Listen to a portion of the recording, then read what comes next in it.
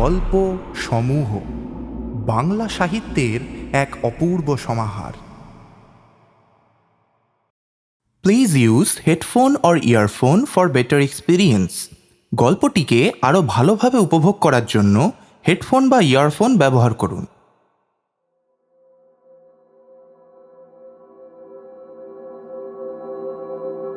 এতদিন অপেক্ষা করানোর জন্য আমরা বিশেষভাবে দুঃখিত। তাই শ্রোতাদের উদ্দেশ্যে নিয়ে এসেছি সুমনা মণ্ডলের লেখা এক টান টান উত্তেজনাপূর্ণ ভৌতিক গল্প, বিভীষিকা। সুমনা মণ্ডল প্রতিলিপি অ্যাপ এবং সোশ্যাল মিডিয়ার এক জনপ্রিয় লেখিকা। গল্পটি ইতিমধ্যে প্রতিলিপি অ্যাপে 13,000-এরও বেশি মানুষ পড়ে ফেলেছেন। প্রধান চরিত্র তিন্নির ভূমিকায় সৌমিতা, গল্প পাঠে শিবসুন্দর এবং অন্যান্য চরিত্রে শ্রেয়সী, রূপসা, মুক্তা এবং দেবজ্যোতি। গল্প পরিচালনা এবং সাউন্ড এফেক্টসে আমি মাইনুর। শুরু হচ্ছে আজকের গল্প, সুমনা মণ্ডলের লেখা বিভীষিকা।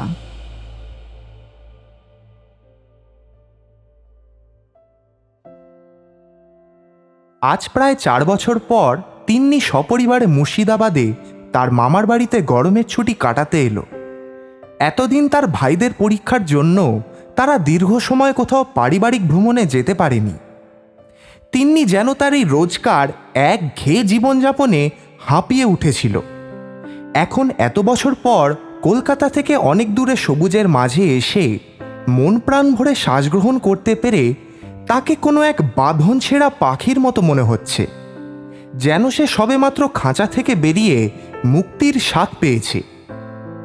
তিন্নির ব্যাপারে একটু জেনে নেওয়া যাক। তিন্নি মানে তিলোত্তমা গুহ দক্ষিণ কলকাতার এক সম্ভ্রান্ত পরিবারের মেয়ে।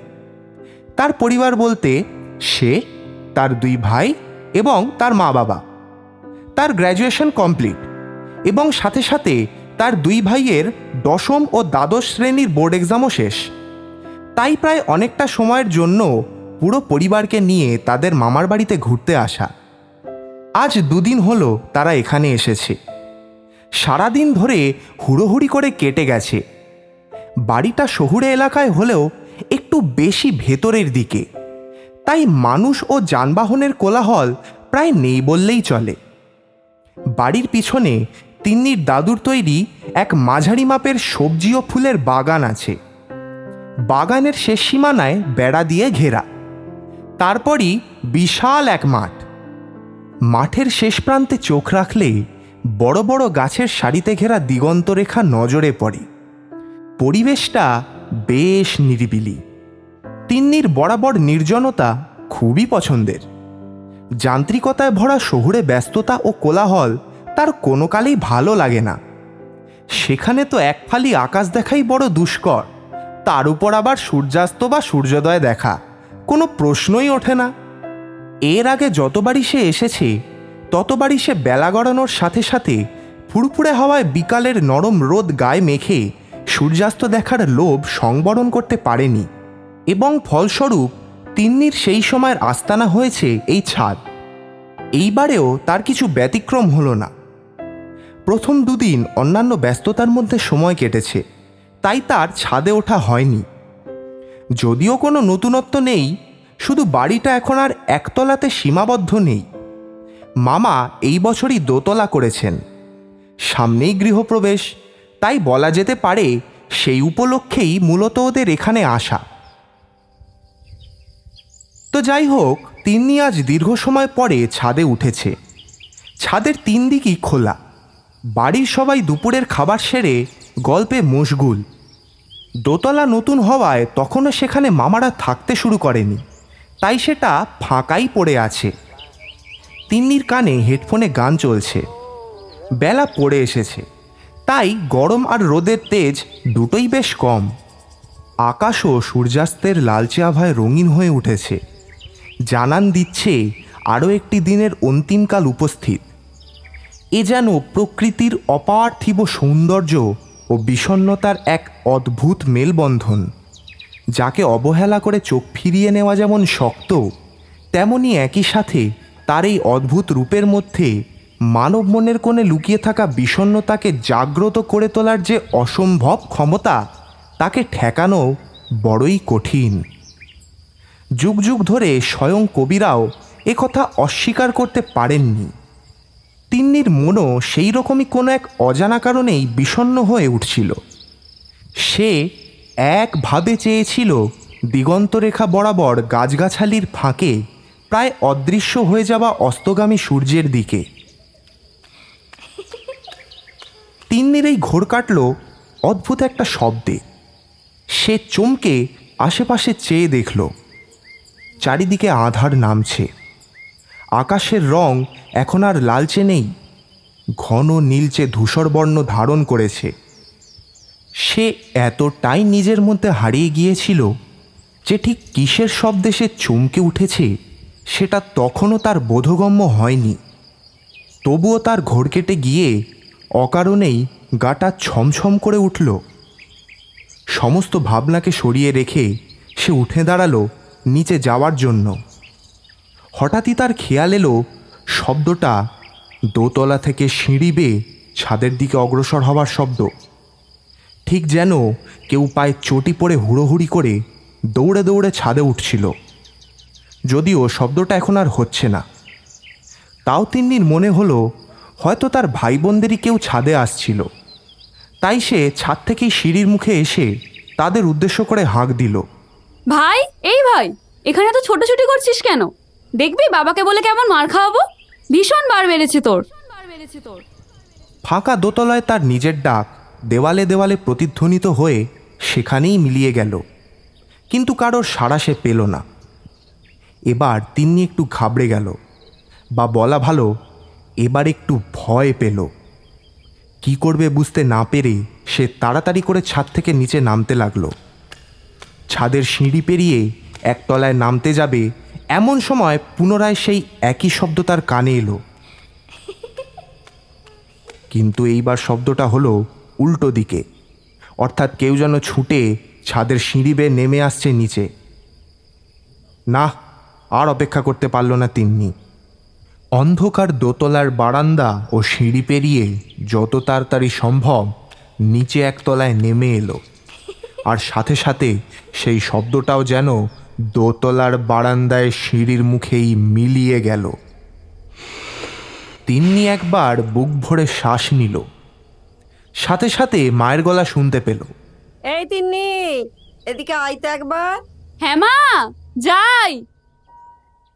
সেই দিনের মতো আর অদ্ভুত কোনো ঘটনার মুখোমুখি হয়নি তিন্নি। বাড়ির ছোট বড় সকলের সাথে সন্ধ্যার জমকালো আড্ডায় সেই বিকালের ঘটনার কথা তিন্নি যেন বেমালুম ভুলেই গেল। তাই এই নিয়ে সে কাউকে কিছু বলল না। পরের সারাদিন সব কিছু স্বাভাবিক থাকায় আগের দিনের ঘটনাটা তিন্নি নিছকই মনের ভুল ভেবে মন থেকে মুছে ফেলল।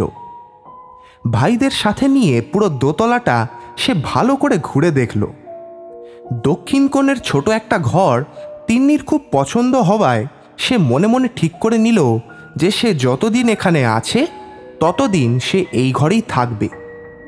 সেদিন রাত্রে তাদের শোয়ার ব্যবস্থা করা হচ্ছে এমন সময় তিন্নি বলে উঠল, মামা মামা প্লিজ, আমি আজ দোতলায় শুতে চাই। তুমি প্লিজ না করো না। কিন্তু মামু, এখনও তো ওই ঘরে পুজো হয়নি, কি করে ব্যবহার করতে দেবো বলো তো? আর তাছাড়া একটা শুদ্ধ অশুদ্ধরও ব্যাপার থাকে তো।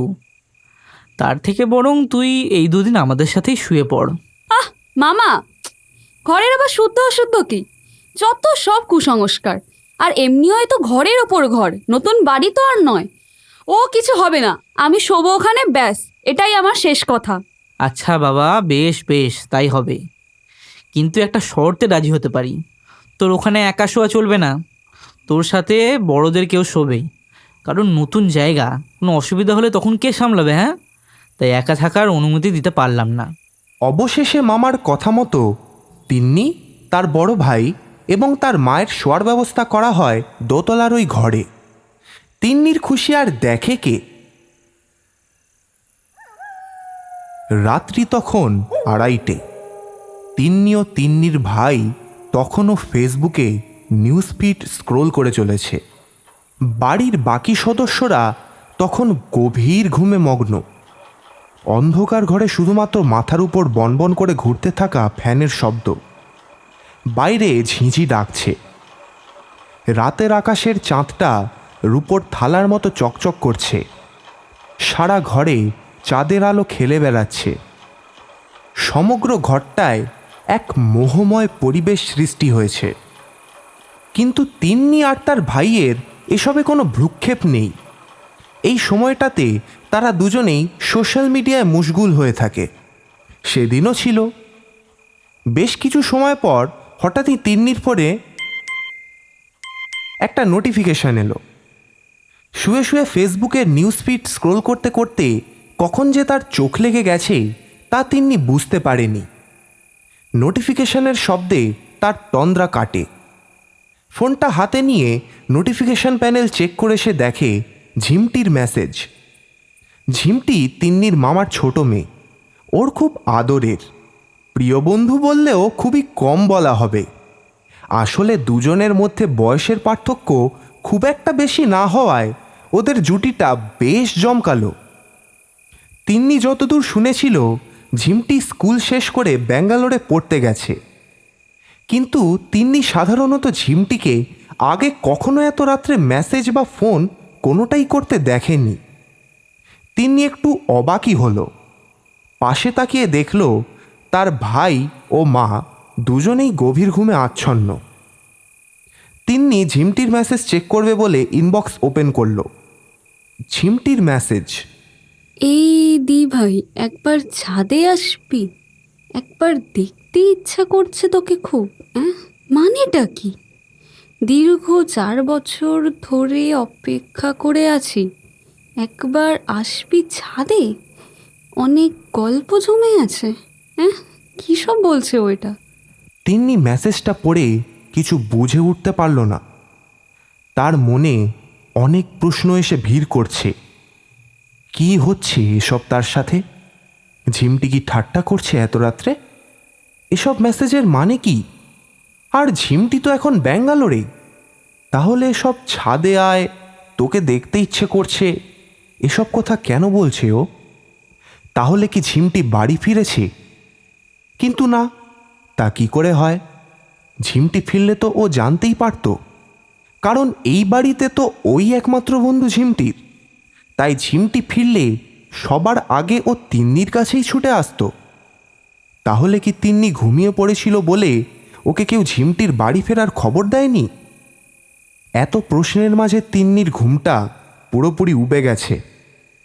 তিন্নি যখন ভাবছে ওর এখন কী করণীয়, ঠিক সেই সময় বাইরে দোতলার করিডোর থেকে কারোর পায়ের আওয়াজ শোনা গেল।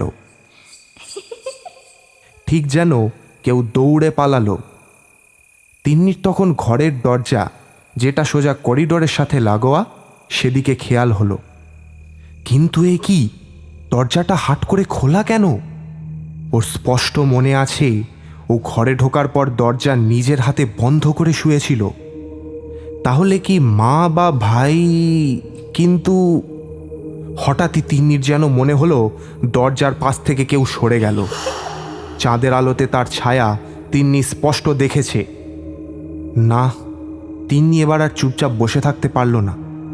অনেক হয়েছে, এসব তার সাথে কি হচ্ছে তাকে জানতেই হবে, না হলে আজ রাতে সে শান্তিতে ঘুমোতে পারবে না।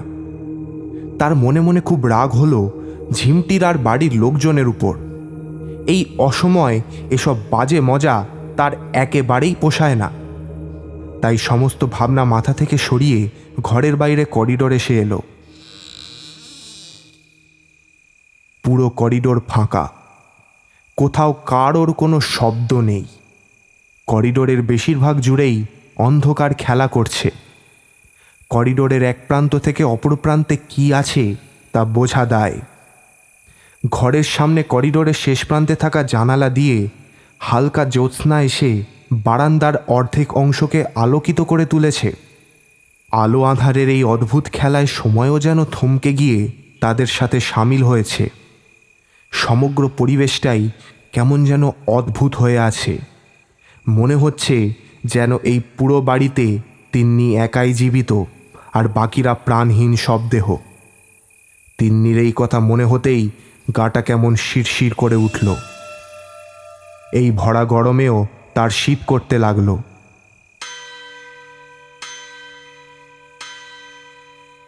নিচে একতলায় দেওয়াল ঘড়ির শব্দে তার চমক ভাঙল। ঘড়ি জানান দিল এখন রাত 3টে বাজছে। ভোর হতে এখনো 1 ঘন্টা বাকি। একটু আগেই বাড়িটাকে যে পরিমাণ নিস্তব্ধতা গ্রাস করেছিল তাতে মনে হচ্ছিল সে যেন কোনো এক মৃত্যুপুরীতে এসে পড়েছে। এখন এই ঘড়ির শব্দে সে আবার তার ভাবনার জগৎ থেকে বেরিয়ে বাস্তবে ফিরে এলো। ঘড়ির শব্দ শুনে তার মনের জোর একটু বাড়ল। সত্যি কি অদ্ভুত না এই নির্জনতা! প্রয়োজনে মানুষের মনকে যেমন শান্তি দিতে পারে, আবার কখনো কখনো তা মানুষকে দমবন্ধ করে মৃত্যুমুখে ঠেলে দেওয়ারও ক্ষমতা রাখে। তিন্নি আবারও ভাবতে ভাবতে অবাক হয়ে যায় যে মাত্রা ছাড়া নিস্তব্ধতা কিভাবে সহজেই মানুষের বেঁচে থাকাকে কতটা কঠিন করে তুলতে পারে। এসব 7-5 ভাবতে ভাবতে তিন্নি খেয়ালও করে না যে ও কখন করিডোর পেরিয়ে ছাদে ওঠার সিঁড়ি এবং একতলায় নামার সিঁড়ির সংযোগস্থলে এসে দাঁড়িয়েছে। তার ঘোর কাটল দরজায় টোকা মারার শব্দে। না, ঠিক টোকা মারার শব্দ নয়, শব্দটা অনেকটা নখ দিয়ে কাঠের দরজায় আঁচড় কাটার শব্দের মতো। শব্দের উৎসস্থল তার ঠিক পেছন দিকের বন্ধ ঘরটা, যদিও নতুন তৈরি হওয়ার দরুন কেউ থাকতে শুরু করেনি সেই ঘরে। তাও তিন্নির কি একটা ভেবে বিড়ালে এমন করছে মনে করে দরজাটা খুলে ফেলল। কিন্তু পুরো ঘরে বিড়াল তো দূর, একটা শুকনো পাতা পর্যন্ত পড়েছিল না। ঘরটা বন্ধ না করেই সে একতলায় নেমে এলো ঝিমটির খোঁজে। কিন্তু পুরো বাড়িতে নিস্তব্ধতা বিরাজ করছে। তিন্নি ছাড়া আর দ্বিতীয় কোনো মানুষ জেগে নেই। পুরো একতলার সমস্ত ঘর খোঁজার পরও ঝিমটিকে কোথাও খুঁজে না পেয়ে তিন্নি যখন হল ঘরে এসে পৌঁছেছে, তখন আবার সে তার খুব পরিচিত একটা শব্দ শুনতে পেল। তার হঠাৎ করে মনে পড়ে গেল গতকাল বিকালের অদ্ভুত ব্যাখ্যাহীন সেই অভিজ্ঞতার কথা। আবার সেই পুরনো শব্দ, কেউ যেন দৌড়ে দৌড়ে ছাদের সিঁড়ি বেয়ে উপরে উঠছে। এবার তিন্নি সত্যিই খুব ভয় পেয়ে গেল। কি হচ্ছে বুঝতে না পেরে সে এক জায়গায় পাথরের মূর্তির মতো স্থির হয়ে দাঁড়িয়ে রইল। কিন্তু কিছুক্ষণের মধ্যেই সে ছাদের দরজা খোলার একটা শব্দ পেল। এত কিছুর মধ্যেও তার মনে একটা সন্দেহের উদ্রেক হলো। সে নিজের মনেই বলল, আচ্ছা, এমনটা নয় তো যে ঝিমটি ইচ্ছে করে করছে এসব, আমাকে ভয় পাইয়ে মজা নেবার জন্য? হতেই তো পারে, ওর তো বরাবরই এমন স্বভাব, ভুল সময় ভুলভাল মজা করা। তবে দাঁড়াও, এবার আর না, আমি বেকার বেকার ভয় পাবো না। ছাদে গিয়ে আমি ওকে শায়েস্তা করবই। এইসব বাজে মজা করা আমি ওর বের করছি। এই বলে ও সমস্ত ভয়কে উপেক্ষা করে ছাদের দিকে যেতে লাগলো। তাড়াহুড়ো করে ওঠার সময় ওর নজরেও পড়ল না যে দোতলার যে ঘরের দরজা ও একটু আগে খোলা ছেড়ে গিয়েছিল সেটা কেউ যেন আগের মতোই বন্ধ করে রেখে গেছে। শুধু তাই নয়, উপরন্তু দরজায় তালা লাগিয়ে গেছে। তিন্নি অবশেষে হাঁপাতে হাঁপাতে ছাদে এসে পৌঁছয়। বাড়ির চারপাশ তখনও অন্ধকারে ছেয়ে আছে। আশেপাশে জনবসতি তুলনামূলক কম থাকায় পোস্ট ল্যাম্পের সংখ্যাও সীমিত। রাস্তার বিশেষ বিশেষ জায়গা ছাড়া অন্য কোথাও ল্যাম্পপোস্ট নেই, তাই পুরো ছাদটাকেই চাঁদের আলো দখল করে আছে। গাছগাছালির সংখ্যা বেশি থাকায় এখানে সর্বক্ষণ মুক্ত বিশুদ্ধ হাওয়া খেলে বেড়ায়। আজও তার ব্যতিক্রম নয়। তিন্নি একটু ধাতস্থ হওয়ার জন্য বুক ভরে শ্বাস নেয়।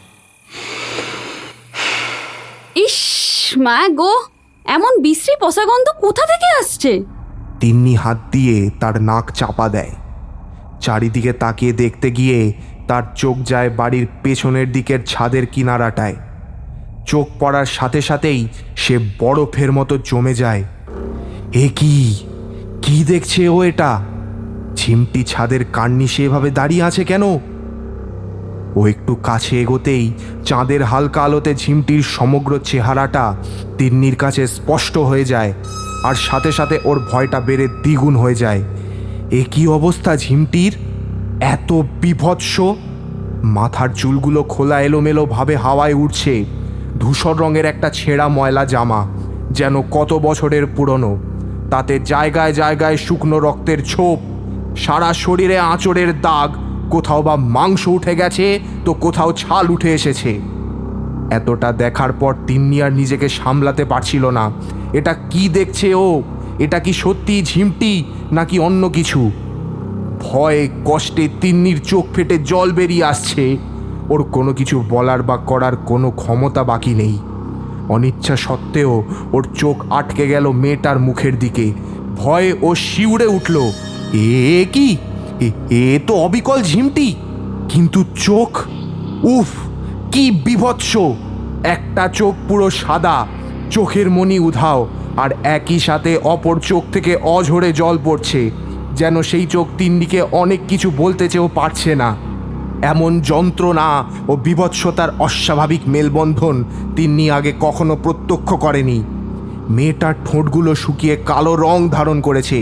পুরো শরীরে কোথাও কোনো রক্তের অস্তিত্ব পর্যন্ত নেই। সাদা ফ্যাকাশে একটা দেহ যেন তার এই হাড় হিম করা রূপ নিয়ে তিন্নির সামনে দাঁড়িয়ে আছে। এতক্ষণে তিন্নি খেয়াল করল মেয়েটার চোখ থেকে জল পড়া বন্ধ হয়ে ঠোঁটের কোণে ধীরে ধীরে এক কুটিল হাসির রেখা দেখা দিচ্ছে, যা দেখলে যে কারোর বুক ভয়ে শুকিয়ে যাবে। মেয়েটা তার কালো রঙের বিশ্রী দাঁতগুলো বের করে তিন্নির দিকে তাকিয়ে হাসতে লাগলো। আর তখনই তিন্নি লক্ষ্য করল যে মেয়েটা যেদিকে দাঁড়িয়ে আছে সেদিক থেকেই এই বাজে গন্ধটা আসছে। তিন্নি এমনিতেই ভয়ে জমে গিয়েছিল, তার উপরে এরকম একটা পরিস্থিতিতে ও কি করবে কিছু বুঝে উঠতে পারছিল না। ও যেন এক নির্বাক দর্শকের ভূমিকা পালন করছে। তিন্নির কিছু বুঝে ওঠার আগেই হঠাৎ সেই মেয়েটা ওর সামনেই ছাদ থেকে নিচে ঝাঁপ দিল। এক ধাক্কায় যেন তিন্নির উপর দিয়ে একটা ঝড় বয়ে গেল। ও এবার সমস্ত শক্তি একজোট করে ছুটে ছাদের ধারে গেল মেয়েটাকে বাঁচানোর উদ্দেশ্যে। আর ঠিক তখনই ওর মনে হলো কেউ যেন ওকে পেছন থেকে একটা ধাক্কা দিল। তিন্নির সাথে সাথে টাল সামলাতে না পেরে 3 তলার ছাদ থেকে নিচে পড়ে গেল। ওর চিৎকার কেউ শুনতে পেল না। ওর লড়াই করার সমস্ত শক্তি শেষ। যেটুকু ক্ষমতা ওর মধ্যে বাকি ছিল তা দিয়ে তিন্নি দেখল যে ও বাগানে পড়ে আছে। মাথা ফেটে রক্ত বের হচ্ছে। যেখানে পড়ে আছে সেখানকার মাটি রক্তে ভিজে গেছে। আর পাশেই একটু দূরে ম্রিয়মান দৃষ্টিতে তার দিকে তাকিয়ে সেই মেয়েটা মুচকি মুচকি হাসছে। উফ, কি ভয়াবহ সেই দৃশ্য, কি নির্মম তার সেই হাসি! তিন্নি আর পারল না, ওখানেই সে জ্ঞান হারালো।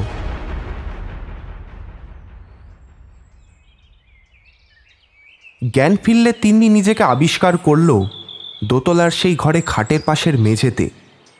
খুব অবাক হলো সে। ঠিক এইমাত্র যেন সে ঘুম থেকে উঠেছে এমন মনে হলো। সারা শরীর ঘামে ভিজে গেছে। বাইরে থেকে রোদ ঘরের ভেতরে এসে পড়েছে। তিন্নি ঘড়ি দেখল সকাল 9টা বাজে। তার ব্যাপারটা ঠিক বোধগম্য হলো না। তার মানে সে এতক্ষণ স্বপ্ন দেখছিল? একটা স্বপ্ন কি এতটা জীবন্ত হতে পারে? সে ভাবতেই পারছে না। আর সে মেঝেতে পড়ে কেন? তার মানে কি সে খাট থেকে পড়ে গেছে ঘুমের ঘোরে? আর তাই তার সারা শরীরে এত ব্যথা? কিন্তু সেই গন্ধ, কোনো স্বপ্ন এতটাও জীবন্ত হয় বুঝি যে তার মধ্যেও কোনো কিছুর গন্ধ বুঝতে পারা সম্ভব? কি জানি, কিছু বুঝতে পারল না তিন্নি। ও উঠে নিচে যায় ফ্রেশ হওয়ার জন্য। যেতেই মায়ের মুখোমুখি হয় সে। এই যে এতক্ষণে ঘুম ভাঙলো, যা ফ্রেশ হয়ে নে, খেতে দেব, সবার ব্রেকফাস্ট কমপ্লিট। তিন্নিও কথা না বাড়িয়ে বেসিনের কাছে গেল। ওর মা আবার বলে উঠল, কাল ভোরবেলা খুব উৎকট একটা গন্ধ নাকে আসছিল, তুই কি পেয়েছিলি? আমার তো ঘুমটাই নষ্ট করে দিল গন্ধটা। ও হ্যাঁ, আর একটা ভালো খবর আছে, সকালে ঝিমটি ফোন করেছিল তোর মামাকে, আজ সন্ধ্যায় ফিরবে, তোকে জানিয়ে দিতে বলল, নে খেয়ে নে। এতটুকু শুনে তিন্নি বাকশক্তি হারিয়ে ফেলে। তার দৃষ্টি স্থির হয়ে যায়। হয়তো সে গতকালের স্বপ্নের সাথে আজকের ঘটনার যোগসূত্র স্থাপন করার চেষ্টা করে।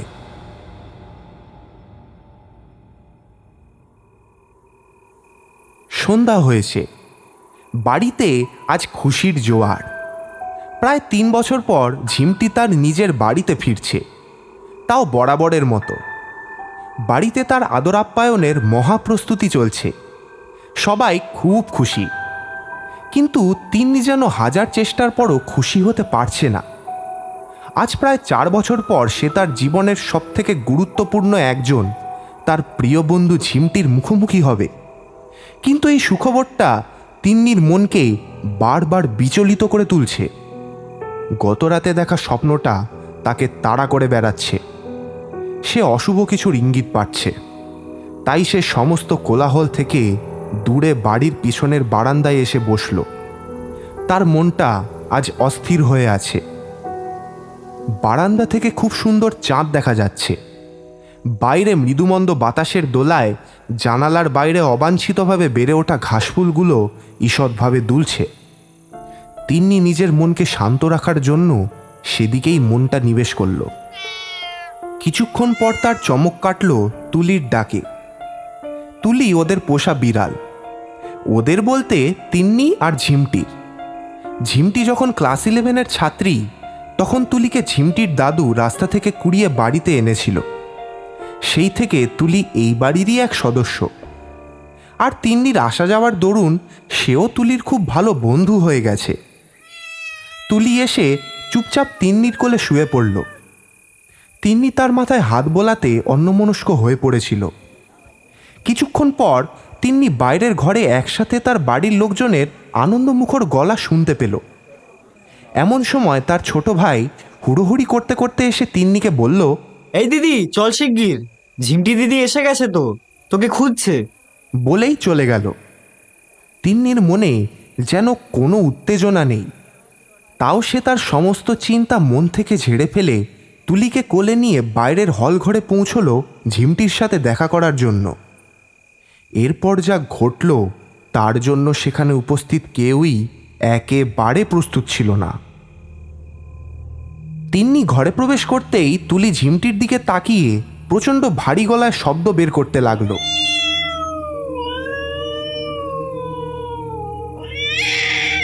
যেন ও ঝিমটিকে দেখে খুব ভয় পাচ্ছে।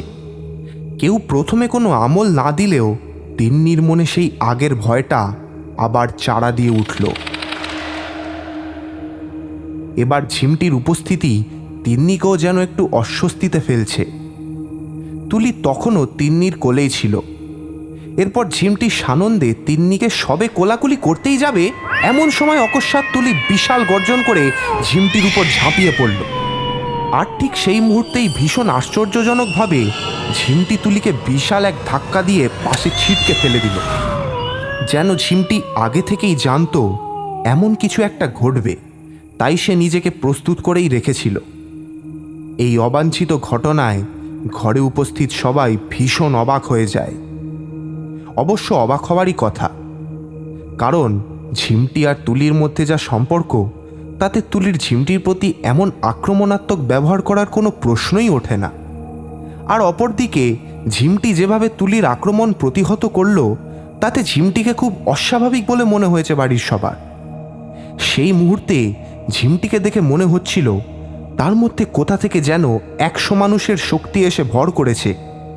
কারণ ঝিমটির ধাক্কা এতটাই প্রবল ছিল যে তুলি ছিটকে পাশের ঘরের দেওয়ালে গিয়ে সজোরে আছড়ে পড়ল। যাই হোক, এরপর তুলি বাইরে পালিয়ে যায় আর তিন্নিও নিজের ঘরে ফিরে আসে। তিন্নি ঘরে ফিরে এসব কথা ভাবতে ভাবতে ঘুমিয়েই পড়েছিল। ঘুম ভাঙল মায়ের ডাকে। কিরে এই মেয়ে, এই অসময়ে এমন করে ঘুমোচ্ছিস কেন? ওঠ, উঠে পড় বলছি। তিন্নি ঘুম ভেঙে ধড়ফড় করে উঠে বসে। ঘড়িতে সময় দেখে সবে 8টা বাজে।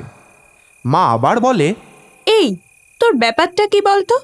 কিছুদিন ধরে দেখছি তুই খুব অস্থির হয়ে আছিস। শরীর টরীর খারাপ করছে নাকি?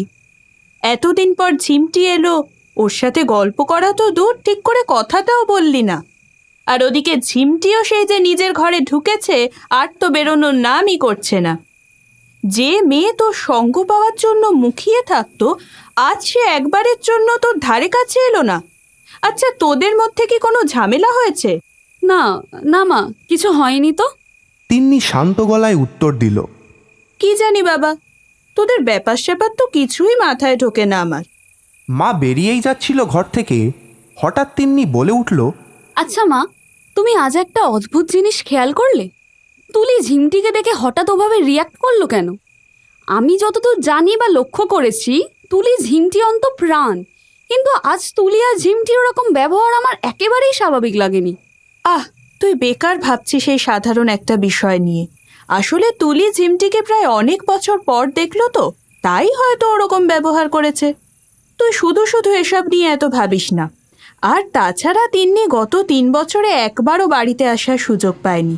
ওই ভিডিও কলেই যা যোগাযোগ করতো। তুলির ক্ষেত্রে তাই বিষয়টা খুবই স্বাভাবিক। আচ্ছা ছাড় এসব, ঘুমিয়ে নে একটু, রাত্রে খাবার টেবিলে কথা হবে।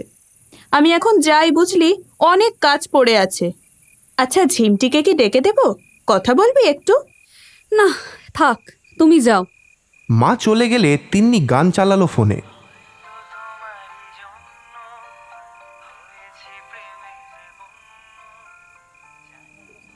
রাত্রে আজ প্রায় অনেক দিন পর সবাই মিলে একসাথে খেতে বসেছে। বেশ গল্পগুজব হচ্ছে। আজ বাড়িতে ঝিমটির পছন্দের ডিশগুলো রান্না করা হয়েছে, কিন্তু আশ্চর্য ব্যাপার এই যে ঝিমটি কোনো খাবারই মুখে তুলছে না। চুপচাপ ভাত ভর্তি থালায় আঁক কেটে চলেছে। তিন্নির ঝিমটিকে সন্ধ্যা থেকেই ভীষণ অদ্ভুত লাগছিল, আর এখন এমন ব্যবহার দেখে সে আরও অবাক হয়ে গেল। কিছুক্ষণ পর ঝিমটি কারোর তোয়াক্কা না করেই, আমার না খুব টায়ার্ড লাগছে, আমি আর আজ কিছু খাবো না বলে টেবিল ছেড়ে উঠে পড়ল। তারপর তিন্নির শোবার ঘরে গিয়ে শুয়ে পড়ল। সবাই অনেক চেষ্টা করেও ঝিমটিকে খাওয়াতে ব্যর্থ হলো। আজ আর তিন্নি দোতলার ঘরে শোয়নি। ঝিমটি ফিরেছে অনেক দিন পর, তাই আজ মায়ের কথা মতো তিন্নি আর ঝিমটির একসাথে শোয়ার ব্যবস্থা করা হয়েছে। তিন্নি রাত্রে শুতে গেল যখন, ততক্ষণে ঝিমটি গভীর ঘুমে মগ্ন। তিন্নি তাই তাকে আর ডাকাডাকি না করে আলো নিভিয়ে চুপচাপ শুয়ে পড়ল। রাত কত তা ঠিক খেয়াল নেই। একটা অদ্ভুত শব্দে তিন্নির ঘুম ভেঙে গেল। শব্দটা জোরালো নয়, কিন্তু তার তীক্ষ্ণতা প্রবল। কিসের শব্দ তা সে ঠিক বুঝতে পারল না। ঘুমের মধ্যেই মনে হলো অনেক দূর থেকে তুলির গলার শব্দ ভেসে আসছে, ঠিক যেন কারোর সাথে লড়াই করছে। কিন্তু তিন্নি কোনো আমল না দিয়েই পাশ ফিরে শুলো, কারণ এটা তুলি প্রায়ই করে থাকে। হঠাৎ পাশে চোখ পড়তেই সে দেখল বিছানায় ঝিমটি নেই, বিছানা ফাঁকা, ঘরের দরজা খোলা পড়ে আছে। ঘুম চোখে সে উঠে বসল, আর তখনই তুলির চিৎকার হঠাৎ করেই একটু জোরালো হয়ে তারপর থেমে গেল। তিন্নি ঘড়িতে সময় দেখল রাত 2:45।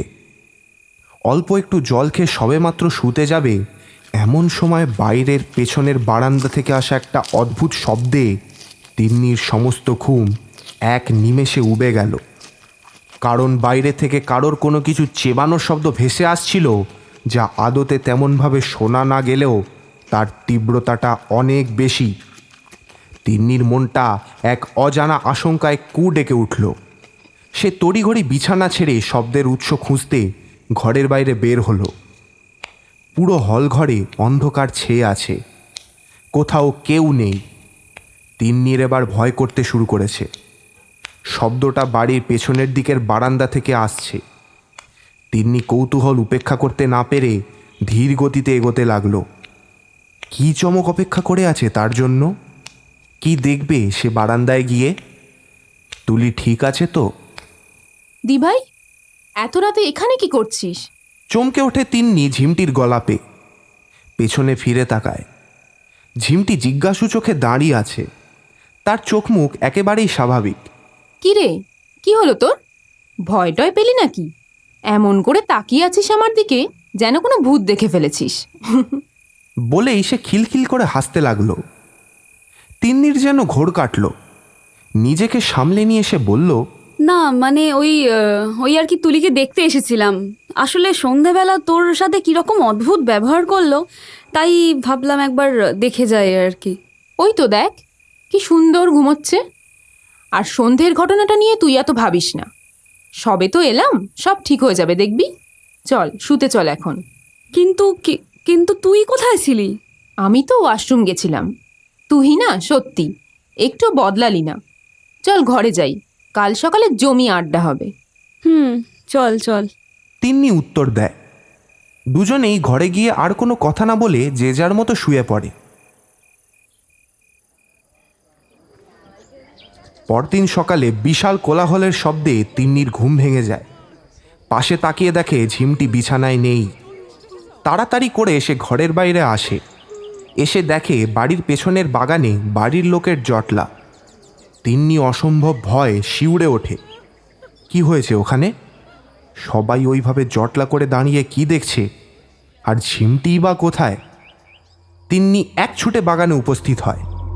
এই দৃশ্যের জন্য সে একেবারেই তৈরি ছিল না। নির্বাক দর্শকের মতো ধপ করে সে ওখানেই মাটিতে বসে পড়ে। তিন্নি নিজের চোখকে বিশ্বাসও করতে পারে না। সেও আর বাকি সবার মতোই ভয়ে শিউরে ওঠে। এই কি দেখছে সে? তার সামনে অর্ধেক খেয়ে ফেলা তুলির ছিন্ন ভিন্ন মৃতদেহ পড়ে রয়েছে, এবং তার থেকেও ভয়ঙ্কর যা তা হলো পাশেই ঝিমটি অদ্ভুত ভঙ্গিতে হাত পা বেঁকে যাওয়া অবস্থায় পড়ে রয়েছে। মুখে ও হাতে টাটকা তাজা রক্ত, এবং বেঁকে যাওয়া একটি হাতে একদলা তাজা রক্ত মাখা নাড়ি ভুড়ি। চোখ দুটো উল্টে গিয়ে শুধুমাত্র সাদা অংশটি দেখা যাচ্ছে। ঠোঁটের কষ বেয়ে রক্ত ঝরছে, সারা মুখে অজস্র কাটার দাগ।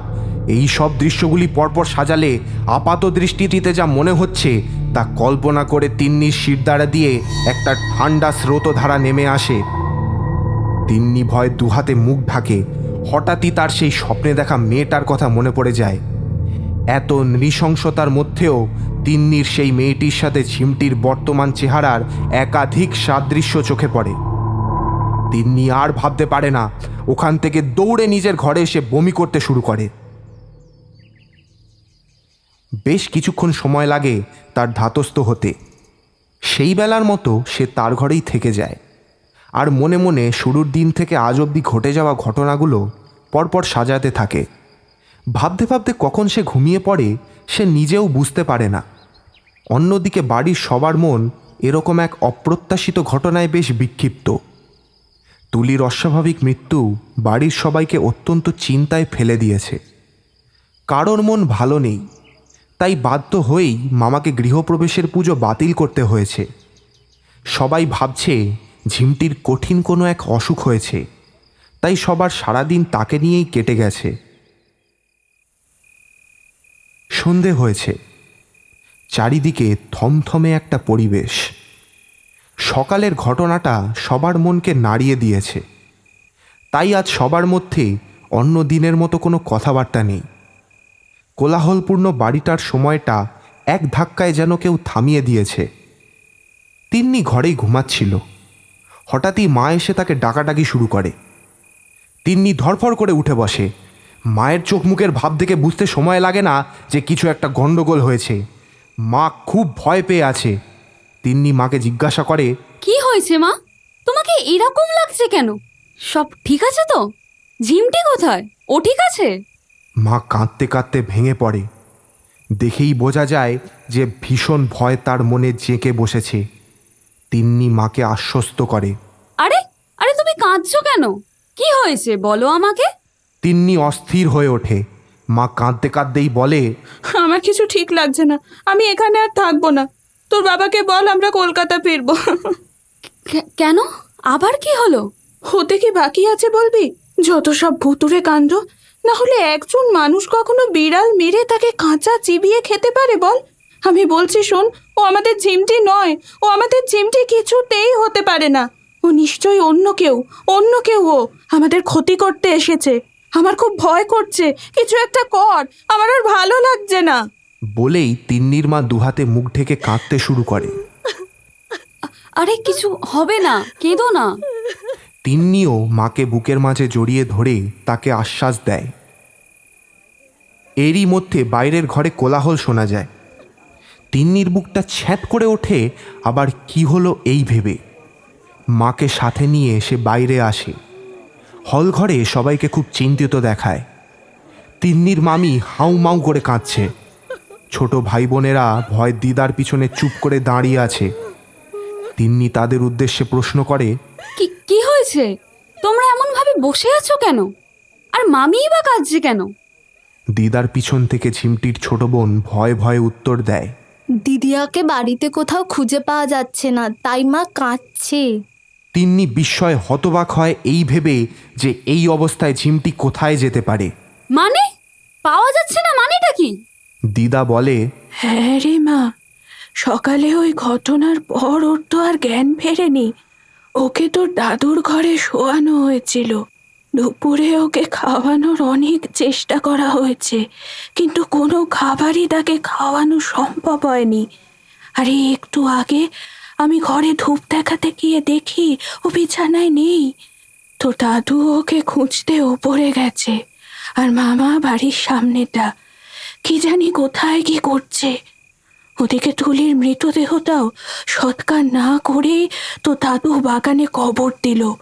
কতবার করে মানা করলাম, করো না এমন, এতে অমঙ্গল হবে, কিন্তু আমার কথা শুনলে তো। এখন বোঝো। তিন্নির এসব শুনে কি মনে হলো ও বলল, তোমরা বাড়ির পিছনের বাগানে খুঁজেছো, আর তুলির মৃতদেহ বাগানে কবর দেওয়া হয়েছে মানে? ওহ ভগবান, তোমরা কি করলে? এসব বলেই ওর কি মনে হলো এক নিমেষে বাগানের দিকে সে ছুটল। বাকিরাও ওর পিছন পিছন ছুটল। বাগানে পৌঁছে তিন্নির চক্ষু চড়ক গাছ। তার আন্দাজ যে এত সহজে মিলে যাবে ও ভাবতেও পারেনি। ভয়ে তিন্নির বুক ঢিপ ঢিপ করতে লাগলো, যদিও ও এটাই প্রত্যাশা করছিল। তাও নিজের চোখে এমন ভয়াবহ দৃশ্য সহ্য করার ক্ষমতা কোনো মানুষের সচরাচর হবে না, কারণ তারই সামনে এখন ঝিমটি বাড়ির দিকে পিঠ করে উবু হয়ে বসে মাটির তলা থেকে কি যেন বের করে নিয়ে এক মনে মুখে পুড়ছে। কোনো দিকে ভ্রুক্ষেপ নেই তার। খাবার চিবানোর শব্দ নিস্তব্ধতায় পরিপূর্ণ এই বাগানের পরিবেশকে আরও বেশি করে গা ছমছমে করে তুলেছে। তিন্নি ধীর পায়ে এগোতে এগোতে ঝিমটির কাছে পৌঁছলো। এতক্ষণে বাড়ির বাকি লোক দোরগোড়ায় উপস্থিত হয়ে গেছে। তারাও ঝিমটির এমন রূপ দেখা মাত্র ভয়ে আঁতকে উঠেছে। ঝিমটির মা আর সহ্য করতে না পেরে চিৎকার করে সেখানেই জ্ঞান হারায়। আর এমন সময় ঝিমটি চিৎকার শুনে খাওয়া বন্ধ করে পিছনের দিকে ফিরে তাকায়। তিন্নি তার রূপ থেকে ভয় পিছিয়ে আসে। ঝিমটিকে এতই ভয়ঙ্কর দেখাচ্ছে যে তিন্নির রীতিমতো ভয়ে কাঁপতে শুরু করে। এক সময় পিছিয়ে আস্তে আস্তে হোঁচটকে মাটিতে পড়ে যায়। ঝিমটি হঠাৎ দুই হাতে পায়ে ভর দিয়ে চার পেয়ে জন্তুর মতো তার দিকে অগ্রসর হতে থাকে।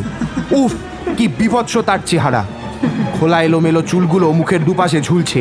মণিহীন নির্জীব সাদাটে চোখগুলো থেকে রক্ত গড়িয়ে পড়ছে। সারা জামায় ময়লা ভর্তি, সারা শরীরে অগুন্তি কাটা ছেঁড়ার দাগ। হাত রক্তে মাখামাখি হয়ে আছে। এতক্ষণ ধরে কাঁচা মাংস ভক্ষণ করার দরুন ঠোঁটের পাশ দিয়ে রক্ত ঝরছে। দাঁতগুলো বাদামি বর্ণের। মুখে তার শয়তানি হাসি। তিন্নি ভয় চিৎকার করতে চায়, কিন্তু তার গলা থেকে আওয়াজ বের হয় না। কি হয়েছে তার বোনের? এসব কি ঘটছে? কেন ঘটছে? তিন্নির খুব অসহায় লাগে নিজেকে। সে কাঁদতে শুরু করে। এমন সময় তাকে কাঁদতে দেখে ঝিমটি থেমে যায়। সে উঠে তার দিকে তাকিয়ে উঠে দাঁড়ায় এবং মৃদু শব্দ করে হাসতে থাকে। তারপর হঠাৎই এক দৌড় দিয়ে বাড়ির ভেতরে ঢুকে পড়ে। ততক্ষণে তিন্নির দাদু ফিরে এসেছে। ঝিমটি সোজা ছাদের দিকে দৌড়তে থাকে। তাকে দেখে দাদুও পিছন পিছন দৌড়তে থাকে, কিন্তু আশ্চর্যভাবেই দাদু ছাদে পৌঁছে আর খুঁজে পায় না ঝিমটিকে। এদিকে তিন্নি ভয় চিৎকার করতে শুরু করে, কারণ ঝিমটি সানসেটে কি করে বসে আছে। কোনো মানুষের পক্ষে কি করে করা সম্ভব এসব? দাদু তিন্নির চিৎকার শুনে ছাদের ধারে এসে ঝিমটিকে বাঁচাতে চেষ্টা করে। ঝিমটি মা, আবার হাতটা ধরে উঠে আয়। কেন এসব করছিস? করিস না, এরকম করিস না। ঝিমটি কোনো প্রত্যুত্তর করে না। এরপর যা ঘটে তার জন্য সত্যি কেউ প্রস্তুত ছিল না। ঝিমটি হাতটা বাড়িয়ে দাদুর হাত তো ধরে, কিন্তু উঠে আসার বদলে এক ঝটকায় টান মারে। সাথে সাথে দাদু ভারসাম্য হারিয়ে ছাদ থেকে সোজা নিচে পড়ে যায়। মাথাটা একটা বড় পাথরের সাথে ধাক্কা খায়। দাদু ওখানেই মারা যায়। সারা বাড়িতে হইচই বেঁধে যায়। দিদা চিৎকার করে কাঁদতে থাকে। সবাই বাগানে এসে উপস্থিত হয়। তিন্নি ওখানেই দাদুর মৃতদেহের কাছে হতভম্ব হয়ে পাথরের মূর্তির মতো দাঁড়িয়ে দাঁড়িয়ে সবটা দেখতে থাকে। ঝিমটি যেখানে ছিল ওখানেই বসে বসে এক শয়তানি হাসি হাসতে থাকে। সবাই ব্যস্ত হয়ে গেলে ও সবার চোখের আড়ালে এক লাফ দিয়ে খুব সহজেই নিচে নামে। তারপর দোতলায় এসে একটা ঘরে ঢুকে দরজা দিয়ে দেয়। তিন্নির ছোট ভাই বিল্টু হল ঘরেই ছিল। দোতলায় ঝিমটিকে উঠতে দেখে সেও ঝিমটির পিছু নেয়, কিন্তু দোতলায় ঝিমটিকে না পেয়ে সে একটু ঘাবড়ে যায়। তার গা ছমছম করতে শুরু করে। তাই সে ঠিক করে যে সে নিচে যাবে, আর এক মুহূর্ত দোতলায় সে থাকবে না। এই মনে করে সে সবেমাত্র নিচে নামতে যাবে, এমন সময় দোতলার কোণের বন্ধ ঘর থেকে দরজায় টোকা মারার শব্দ শুনতে পায়। সে থমকে দাঁড়িয়ে যায়। মনে মনে ভাবতে থাকে, ওটা কি ঝিমটি দিদি আওয়াজ করছে? এবার কি তার পালা? কিন্তু না, বিল্টু সুস্থভাবেই নিচে তড়িঘড়ি করে নেমে এলো।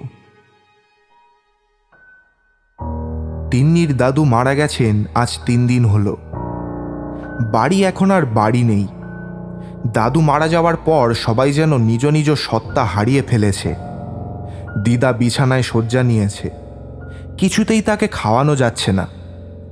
গত 3 দিনেই দিদার স্বাস্থ্য অনেকটা ভেঙে পড়েছে। সেই ঘটনার পর ঝিমটিকে দোতলার এক বন্ধ ঘরে অজ্ঞান অবস্থায় পাওয়া যায়। ঝিমটিকে মামা স্থানীয় এক বেসরকারি নার্সিংহোমে ভর্তি করেছে। আপাতত ঝিমটি ডাক্তারের তত্ত্বাবধানে আছে। তিন্নির মা এবং মামি সবটা সামলাচ্ছেন। বাবা ভাইদের নিয়ে কলকাতায় ফিরে গেছে। তিন্নিকে রেখে গেছেন তার মায়ের জন্য। পরিস্থিতি স্বাভাবিক হলে তারাও ফিরে যাবে। তিন্নি আজকাল ঝিমটির বিষয়ই বেশি ভাবছে। অনেক ভেবেও সে ঝিমটির এমন শোচনীয় অবস্থার কারণ খুঁজে পাচ্ছে না। সে ঠিক করে সে ব্যাঙ্গালোর যাবে, কারণ তার কেন জানি না বারবার মনে হচ্ছে ওখানেই লুকিয়ে আছে তাদের সাথে ঘটে যাওয়া ঘটনাগুলোর পিছনে লুকিয়ে থাকা রহস্য। তিন্নি তার মা বাদে বাকি কাউকে কোনো কিছু না জানিয়েই পরের দিনই ব্যাঙ্গালোরের উদ্দেশ্যে রওনা দেয়। যদিও তিন্নি ঝিমটির কলেজ জীবনের অভিজ্ঞতার বিষয়ে তেমন কিছুই জানে না, শুধু কলেজের ঠিকানাটাই শেষ সম্বল। কারণ তিন্নি যতদূর শুনেছিল, ঝিমটিকে নাকি একরকম জোর করেই ব্যাঙ্গালোরে পড়তে পাঠানো হয়। ঝিমটির নিজের কোনো ইচ্ছা ছিল না বাড়ি থেকে এত দূরে এসে পড়াশোনা করার। এমনকি মামি নাকি অনশনে বসেছিল ঝিমটি রাজি হচ্ছিল না বলে। বাড়ির কেউই ঝিমটির পক্ষে ছিল না, একমাত্র তিন্নির পরিবার ছাড়া। তাই বাধ্য হয়েই ঝিমটি ব্যাঙ্গালোরে আসে। কিন্তু পরিবর্তে ও সবার সাথে যোগাযোগ বিচ্ছিন্ন করে দেয়। খুব দরকার না থাকলে যোগাযোগ করতো না, বাড়িও আসতো না। তাই তিন্নির সাথে দীর্ঘ 4 বছর কোনো দেখা সাক্ষাৎ নেই। বাড়ির লোকজন যাতে ওর সাথে যোগাযোগ করতে না পারে, সেই জন্য ও মামার ঠিক করা হোস্টেল ছেড়ে অন্য এক জায়গায় পেইং গেস্ট হিসাবে থাকতো, যার ঠিকানা কেউ জানতো না। তবে গত 6 মাসে ঝিমটি বাড়িতে বেশ কয়েকবার যোগাযোগ করে জানিয়েছিল যে ও ফিরতে চায়। ওর অনেক সমস্যা হচ্ছে, ও আর ওখানে থাকতে পারছে না। কিন্তু মামা এবং দাদু সাফ জানিয়ে দেয় যে পড়াশোনা শেষ না করে এখানে ফেরা যাবে না, কারণ তাতে নাকি বাড়ির সম্মান নষ্ট হবে। পাড়া প্রতিবেশীরা নানান কথা বলবে। ঝিমটি তিন্নির সাথে এটুকুই শেয়ার করেছিল ফোনে। তিন্নি ওকে ওদের কাছে এসে থাকতে অনুরোধ করে, কিন্তু মেয়েটা বড়ই অভিমানী। ফোনের ওপারে সেদিন ঝিমটির উত্তর ছিল না থাক, আর সাথে একটা দীর্ঘশ্বাস। সেদিন তিন্নি একমাত্র বুঝেছিল ঝিমটি কতটা অসহায়, কিন্তু সে কিছু করতে অপারগ ছিল। ঝিমটি যেন ইচ্ছা করেই নিজেকে সবার থেকে দূরে সরিয়ে নিয়েছিল, এমনকি তার কোনো বন্ধুকেও কাছে ঘেঁষতে দেয়নি। ব্যাস, তারপর তাদের যোগাযোগ বন্ধ। এরপর অনেকবার তিন্নি অনেকভাবে ওর সাথে যোগাযোগ করতে চেষ্টা করে, কিন্তু কোনো লাভ হয় না। তিন্নি ঠিক করে নিল যে ব্যাঙ্গালোরে পৌঁছে তার কি কি করণীয়।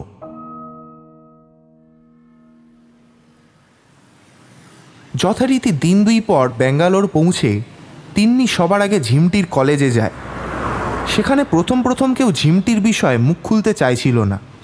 পরে ঝিমটির কিছু কাছের বন্ধুদের থেকে সে এমন অনেক তথ্য জানতে পারে যা শোনার জন্য সে বিন্দু মাত্র তৈরি ছিল না। তথ্যগুলো খানিকটা এরকম। এখানে এসে ঝিমটি হোস্টেল এবং কলেজে মানিয়ে নিতে পারছিল না, কারণ সেখানকার জীবনযাপনের রীতিনীতি তার কিছুই ভালো লাগতো না। তাই এসেই সবার আগে নিজের জন্য নতুন বাড়ির খোঁজ করে, কিন্তু দুর্ভাগ্যবশত প্রথম বছরে সে এইরকম কোনো বাড়ি পায় না। আর এই প্রথম বছরেই তার সাথে অনেক খারাপ ঘটনা ঘটে যায়। মফস্বল থেকে উঠে আসা অতি সাধারণ একটি মেয়ে এরকম পরিবেশের সাথে নিজেকে মানানোর অনবরত চেষ্টা করে চলেছিল, কিন্তু প্রথম মাসেই তাকে খুব বাজেভাবে এই হোস্টেলের সিনিয়রদের র্যাগিংয়ের শিকার হতে হয়, যা ওকে এক ধাক্কায় অনেকটা বদলে দেয়। র্যাগিংয়ের পর ও তেমন দরকার না থাকলে কারোর সাথে মিশত না, খুব বেশি কলেজেও আসতো না, নিজের মতোই থাকতো। পড়াশোনাতেও মন ছিল না, রেজাল্ট খারাপ হতো।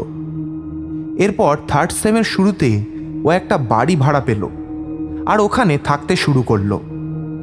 তবুও ওর মধ্যে কোনো পরিবর্তন আসেনি, ও খুব ডিপ্রেশনে ভুগছিল। কোনো রকমে একটা বছর পেরোলো, ও তো বাড়িও যেত না। এরপর সবচেয়ে খারাপ ঘটনাটা ঘটে 4th সেমের শেষের দিকে। ঝিমটিদেরই ক্লাসের একটা ছেলে ঝিমটির পিছনে পড়েছিল, কিন্তু ঝিমটি যথাসাধ্য চেষ্টা করত তাকে এড়িয়ে চলবার জন্য। কিন্তু সেদিন কলেজে সবার সামনে ওই ছেলেটা ওর ওড়না ধরে টানায় ঝিমটি ওকে থাপ্পড় মারে, আর তারপরই ছেলেটা ওকে মিথ্যা বদনামে ফাঁসিয়ে দেয় আর ঝিমটিকে কলেজ থেকে তাড়িয়ে দেওয়া হয়। অন্যদিকে বাবার পয়সার জোরে বিনা বিচারে বেঁচে যায় ওই ছেলেটি। তারপর থেকে ঝিমটিকে আর কলেজে দেখা যায়নি, এমনকি কলেজের কারোর সাথে কোনো যোগাযোগ সে রাখেনি। অনেকেই দেখা করতে যেতে চাইতো, এমনকি যেতও, তাও ঝিমটি দরজা খুলত না। তাই বাধ্য হয়ে তারা ফিরে আসতো আর একসময় দেখা করতে যাওয়াও বন্ধ করে দেয়। এত পর্যন্ত শুনে তিন্নি আশ্চর্য হয়ে যায় এটা ভেবে যে মেয়েটার সাথে এত কিছু ঘটে গেছে, তাও কাউকে কিছু জানায়নি।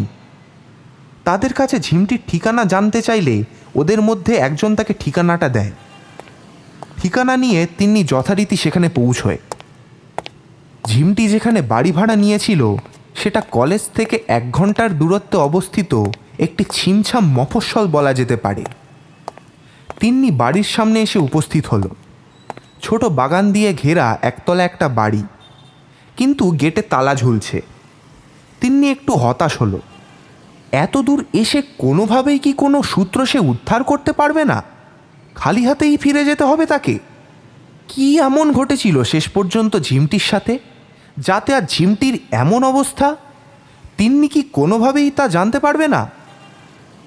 তিন্নি বেশ কিছুক্ষণ অপেক্ষা করে ফিরে আসার জন্য সবেমাত্র উদ্যোগ নেবে, এমন সময় পেছনে একজনের অপরিচিত কণ্ঠস্বর শুনে সে থমকে দাঁড়ায়। কাউকে খুঁজছিলেন আপনি? তিন্নি পিছনে ফিরে দেখে এক বাঙালি বৃদ্ধ মহিলা দাঁড়িয়ে। তিন্নি তাকে জিজ্ঞেস করে, হ্যাঁ মানে মাসিমা, আমি তিলোত্তমা গুহ। আমি এই বাড়ির মালিকের সাথে দেখা করতে চাই, কিন্তু দরজায় তো তালা লাগানো। আপনি যদি আমাকে কোনোভাবে একটু সাহায্য করেন, আসলে ওনার সাথে আমার দেখা করাটা ভীষণ জরুরি। কিন্তু মা, তার সাথে তো এখন আর দেখা হবে না, কারণ এই বাড়ির মালিক আমার স্বামী, যিনি 1 মাস হলো গত হয়েছেন। তুমি আমাকে বলতে পারো কি প্রয়োজন? এসো এসো, আমার সাথে আমার বাড়ি চলো। এই পাশের বাড়িটা আমার, ভেতরে বসে কথা বলি। তিন্নি ওনার সাথে বাড়ির ভিতরে গেল। তারপর একে একে সমস্ত কিছু খুলে বলল এবং শেষে ঝিমটির বিষয় জানতে চাইলে ভদ্রমহিলার চোখ মুখের ভাব দেখে তিন্নি অবাক হয়ে গেল। কি হলো মাসিমা, আপনি ঠিক আছেন তো? আপনার কি শরীর খারাপ লাগছে? এই নিন একটু জল খান। জল খেয়ে বৃদ্ধা একটু ধাতস্থ হলেন, বললেন, এসব তুমি কি বলছো মা? এ কি করে সম্ভব হয়? না না, তোমাদের কোথাও ভুল হচ্ছে, এটা হতে পারে না। ঝিমটি মানে ওই বাচ্চা মেয়েটি গত 4 মাস হলো মারা গিয়েছে, আর যে মৃত সে কি করে বাড়ি ফিরবে? না না, এ হতে পারে না, এ হতেই পারে না। তিন্নি নিজের কানকে বিশ্বাস করতে পারছিল না। এটা কি করে হতে পারে? ঝিমটি মৃত? না না, এ অসম্ভব। ঝিমটি যদি মারা গিয়ে থাকে তাহলে বাড়িতে যে আছে সে কে? তিন্নি কাঁদবে না কি করবে সে বুঝতে পারছে না। তার মাথা কাজ করা বন্ধ করে দিয়েছে। এতদিন ধরে তার মানে ঝিমটি তাকে ইঙ্গিত দিয়ে তাকে বোঝানোর চেষ্টা করছিল। এখন তার কাছে সবটা পরিষ্কার। বৃদ্ধা আবার বলতে শুরু করে, জানো, মেয়েটা বড় মিষ্টি স্বভাবের ছিল। ও একাই থাকতো ও বাড়িতে, মাঝে মাঝে আসতো আমাদের খোঁজ খবর নিতে। কিন্তু মাঝখানে কি থেকে যে কি হয়ে গেল, 4 মাস আগেও এসেছিল শেষবারের মতো। সেদিনও হঠাৎই আমার কাছে গুড়ের পায়েস খাবার আর্জি জানায়, কিন্তু আমি পারিনি ওকে সেদিন খাওয়াতে। আমি জ্বরের কারণে বিছানা ছেড়ে উঠতে পারিনি। ও চলে গেল। ওকে সেদিন না অন্যরকম লাগছিল। আমার মন কু ডাকছিল, মনে হচ্ছিল ওকে আটকাই, কিন্তু পারিনি জানো। পরের প্রায় 1 সপ্তাহ ওর কোনো দেখা পাইনি। সন্দেহ যে হয়নি তা নয়, তবে ভেবেছিলাম হয়তো বাড়ি ফিরে গেছে। কিন্তু হঠাৎ সেই দিন সকালে ঘুম ভাঙলে দেখি দরজায় পুলিশের লোক। ঝিমটি নাকি বিষ খেয়ে আত্মহত্যা করেছে, তাও 7 দিন আগে। আর খুব অদ্ভুতভাবেই মৃত্যুর আগেও নিজের অতীত জীবনের সমস্ত কিছু এবং নিজের পরিচয় সম্পর্কিত সমস্ত তথ্য পুড়িয়ে নষ্ট করে গেছে। এমনকি ফোন, সিম কার্ড, ল্যাপটপ সমস্ত কিছু নষ্ট করে গেছে। পুলিশ যদিও ওর এমন কাজের কোনো মানে খুঁজে পায়নি। পাশে পড়েছিল স্বীকারোক্তি লেখা একটি চিঠি যে ওর এই কাজের জন্য কেউ দায়ী নয়। তবে পুলিশের লোকেরা বেশ কিছুদিন এই বিষয়ে তদন্ত করে, এমনকি বাড়িতে যোগাযোগ করারও অনেক চেষ্টা চালায়, কিন্তু কোনো লাভ হয়নি। অবশেষে কেসটা ধামাচাপা পড়ে যায়। তার 2 মাস পরে হার্ট অ্যাটাকে আমার স্বামী মারা যান।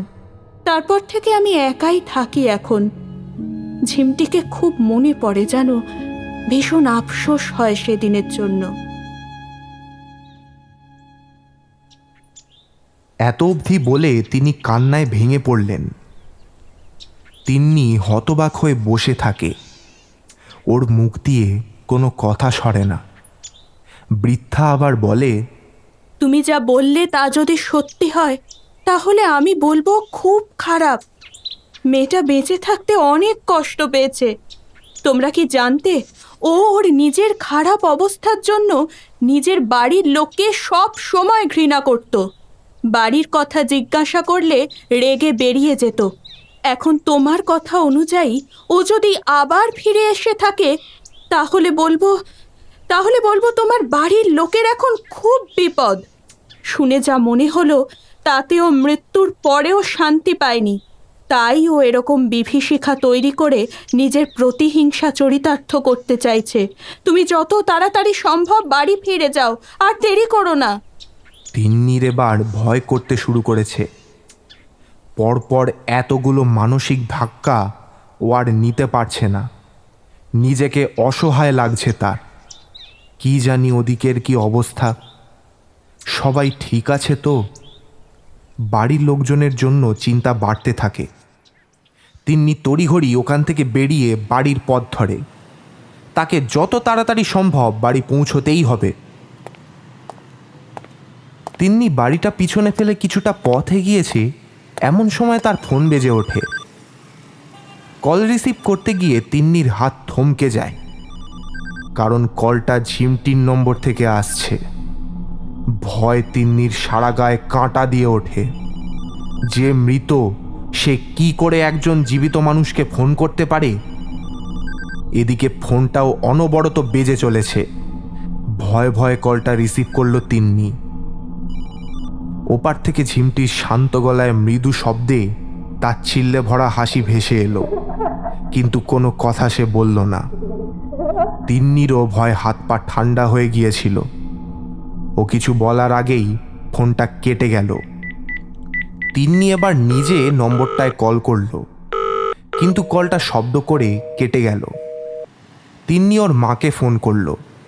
কিছুক্ষণ পর মা ফোন ধরে কথা বলায় তিন্নি কিছুটা স্বস্তি বোধ করল। বাড়ি ফিরতে তিন্নির প্রায় 2 দিন সময় লেগে যাবে, তাই তিন্নির চিন্তা বাড়তে শুরু করে। একদিকে প্রাণের চেয়েও প্রিয় নিজের বোনের অকস্মাৎ মৃত্যু সংবাদ, অন্যদিকে পরিবারের এতগুলো মানুষের প্রাণ সংশয়। কি করবে সে? ও একা কি করে এই বিপদ থেকে নিজেদের পরিজনদের রক্ষা করবে? ট্রেন চলতে থাকে নিজের ছন্দে। তিন্নি অসহায়ের মতো জানালার দিকে চেয়ে ভাবতে থাকে, অপেক্ষা করতে থাকে তার গন্তব্যের জন্য। তিন্নির গন্তব্যস্থলে পৌঁছতে তখনও 4-5 ঘন্টা বাকি। বাইরে তখনও রোদের তেজ কমেনি। তিন্নি হালকা খাবারে মধ্যাহ্নভোজন সেরেছে। মনটা তার এখনও অস্থির হয়ে আছে। যতক্ষণ না বাড়ি পৌঁছতে পারবে ততক্ষণ তার শান্তি নেই। তিন্নি সময় দেখল, বেলা 3টে বাজে। মনে মনে সে হিসাব কষে নিল, তার মানে বাড়ি পৌঁছতে পৌঁছতে সন্ধ্যা হয়ে যাবে। বাড়ি ফিরে সবাইকে সবটা জানাতে হবে, তারপর ব্যবস্থা নেওয়া যাবে। হঠাৎ তিন্নির ফোন বেজে ওঠে। স্ক্রিনে ভেসে ওঠে মায়ের নম্বর। তিন্নি ফোন তোলে এবং কিছুক্ষণ কথা বলার পর মা জানায়, জানিস আজ বিকেলে ঝিমটি বাড়ি ফিরে আসছে। ডাক্তাররা ওকে এখানে রাখতে চাইছে না, বলছে ওর নাকি কি সব মেন্টাল ডিসঅর্ডার ধরা পড়েছে, যার চিকিৎসা এখানে সম্ভব নয়। ওকে কলকাতা নিয়ে যেতে হবে। সে তোর মামারা যা করবে করুক, কিন্তু আমি ঠিক করেছি তুই ফিরলে আমরা কলকাতা ফিরে যাব। তিন্নি এসব শুনে যেন আকাশ থেকে পড়ে। এরকম কিছু একটা হবে ও জানতো, তাই বলে এমন সময় হতে হলো যখন সবটাই ওর নাগালের বাইরে। ওর মনে হচ্ছে সত্যিই যদি ওর কাছে কোনো সুপার পাওয়ার থাকতো তাহলে ও এক্ষুনি সব সমস্যার সমাধান করে দিত। তিন্নি ঠিক করে যে ও এখনই ফোনে সবটা মাকে জানিয়ে দেবে। তিন্নি সবেমাত্র কথা শুরু করতে যাবে, এমন সময় ওপাশ থেকে মায়ের গলার কথা আর পাওয়া যায় না। তিন্নি অনবরত হ্যালো হ্যালো করতে থাকে, কিন্তু কোনো লাভ হয় না। ফোন চেক করে দেখে নেটওয়ার্ক নেই। ও অনেক হতাশ হয়ে পড়ে। ভীষণ আতঙ্ক ওকে গ্রাস করতে থাকে, কারণ ও ঝিমটির হাসি শুনেই বুঝে গেছে যে এই খেলার অন্তিম ক্ষণ ঘনিয়ে এসেছে। তিন্নির চোখ ফেটে জল বেরোতে থাকে। এখনো কি করবে, কি করে বাঁচাবে ওর নিজের লোকেদের? নিজের মনকে আশ্বস্ত করে ও, না, এত সহজে সব শেষ হতে পারে না। এই দুনিয়াতে অশুভ শক্তির জয় কিছুতেই হতে পারে না। ওকে এখন শান্ত থাকতে হবে, আর যত তাড়াতাড়ি সম্ভব হয় ওকে বাড়ি পৌঁছতে হবে। মনে মনে তিন্নি ভগবানকে ডাকতে থাকে। ট্রেন চলতে থাকে তার আপন গতিতে, নিজের গন্তব্যের উদ্দেশ্যে।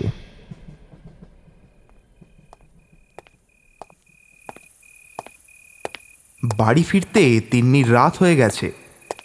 ট্রেনে আস্তে আস্তে যতবার নেটওয়ার্ক পেয়েছে ততবারই ও মাকে ফোন করেছে, কিন্তু আশ্চর্যজনকভাবে কারোর ফোনেই যোগাযোগ করা যায়নি। এমনকি গাড়িতে আসার সময়ও অনেকবার ফোন করে, কিন্তু কোনো লাভ হয় না। বাড়ির সামনে উপস্থিত হয় তিন্নি। ঘড়িতে সময় দেখে সে সবেমাত্র 9টা। কিন্তু এই সময়টায় গ্রামের বা ছোট ছোট মফস্বল অঞ্চলের রাস্তাঘাটে লোকজন মোটামুটি কমতে থাকে। তিন্নি বাড়ির মেইন গেট খুলে ভিতরে ঢুকল। বাড়িটা আজ অন্ধকার কেন? এই সময় তো লোক গম গম করে। তাহলে তিন্নির হৃদস্পন্দনের গতি বৃদ্ধি পেতে থাকে। পরিবেশটা কেমন থম মেরে আছে। গতকাল মনে হয় এখানে বৃষ্টি হয়েছে। চারিদিকে গাছের ডালপাতার টুকরো ছড়িয়ে, ভেজা মাটির স্যাঁতস্যাঁতে গন্ধটা বাতাসে এখনো বর্তমান। আজও আকাশ মেঘলা, একটু পরেই মনে হয় ঝড় উঠবে। তিন্নি ধীরে ধীরে এগোতে থাকে। বাড়ির আশেপাশে কাছাকাছি তেমন কোনো বাড়ি না থাকায় তিন্নির মামার বাড়িটা আজ নিশ্চুপ অন্ধকারে মাথা উঁচিয়ে দাঁড়িয়ে থাকা কোনো মূর্তিমান বিভীষিকার মতো দেখাচ্ছে। তিন্নি দরজার বাইরে দাঁড়িয়ে থেকেও ভিতরে প্রবেশ করার সাহস পাচ্ছে না। তার মনে হচ্ছে সে যেন জীবন ও মৃত্যুর সন্ধিক্ষণে দাঁড়িয়ে আছে। তবুও মনে সাহস সঞ্চয় করে সে বেল বাজালো, কিন্তু অনেকক্ষণ অপেক্ষা করার পরও কেউ খুলছে না দেখে নিজেই ভিতরে ঢুকল। বারান্দার মেঝেতে অনেক শুকনো পাতা এবং ধুলো জমেছে। তিন্নি আস্তে আস্তে বারান্দা পেরিয়ে হলঘরে প্রবেশ করল। পুরো হলঘর নিশ্ছিদ্র অন্ধকারে নিমজ্জিত হয়ে আছে। তিন্নি দেওয়াল হাতড়ে আলো জ্বালাতে চেষ্টা করে, কিন্তু কোনো আলোই জ্বলে ওঠে না। বুঝতে বাকি থাকে না যে পাওয়ার কাট হয়েছে। এর মধ্যে বাইরে বেশ জোরে বৃষ্টি শুরু হয়েছে। তারই শব্দ এই ভীষণ নিস্তব্ধ নির্জন পরিবেশকে আরও বেশি করে মায়াবী করে তুলেছে। হঠাৎ তিন্নির মনে হলো তার পিছন দিয়ে কেউ দৌড়ে পালালো। ভয় চিন্তায় অনেক আগেই তার প্রাণ প্রায় ওষ্ঠাগত, কিন্তু তাকে যে বাড়ির লোককে বাঁচাতেই হবে, ঝিমটিকে কিছুতেই সে জিততে দেবে না। তিন্নি কাঁপা কাঁপা গলায় অনেকবার বাড়ির লোকজনদের ডাকাডাকি করল, কিন্তু কারোর সাড়া পেল না। হঠাৎ ওই অন্ধকারেই সে একটা খুব ক্ষীণ স্বরে গোঙানির আওয়াজ শুনতে পেল। তিন্নি চমকে উঠল। তার মনে যে ঝড় উঠেছে তার তুলনায় মনে হয় বাইরের ঝড় কিছুই নয়। তবুও শব্দের উৎস লক্ষ্য করে সে এগোতে থাকে এবং একসময় রান্নাঘরের কাছে থমকে দাঁড়িয়ে পড়ে। হ্যাঁ, শব্দটা তো এখান থেকেই আসছে, কিন্তু কে আছে ভিতরে? কে গোঙাচ্ছে এইভাবে? তিন্নি রান্নাঘরে ঢুকে আবার ডাকে, কে? ভিতরে কে আছো? সাথে সাথে কেউ পৈশাচিক স্বরে হাড় হিম করা একটা চিৎকার করে। তিন্নি রান্নাঘরের মুখেই ভয় বরফের মতো জমে যায়। ও বুঝতে পারে না কি করবে। চিৎকার শেষ হতে না হতেই গোঙানির আওয়াজ আরও বেড়ে যায়। তিন্নির হুঁশ ফেরে। সে তার ব্যাগ থেকে মোবাইল বের করে আলো জ্বালাবে বলে, কিন্তু সেদিন যেন ভগবান তার সমস্ত দরজাই বন্ধ করে দিয়েছিল। তাই হয়তো ওরকম মুহূর্তেও তিন্নি দেখে ফোনটা বন্ধ হয়ে গেছে অনেক আগেই। হাজার চেষ্টা করেও অন হয় না। অগত্যা ওই অন্ধকারেই হাতড়ে হাতড়ে একটা মোমবাতি সে জ্বালায়।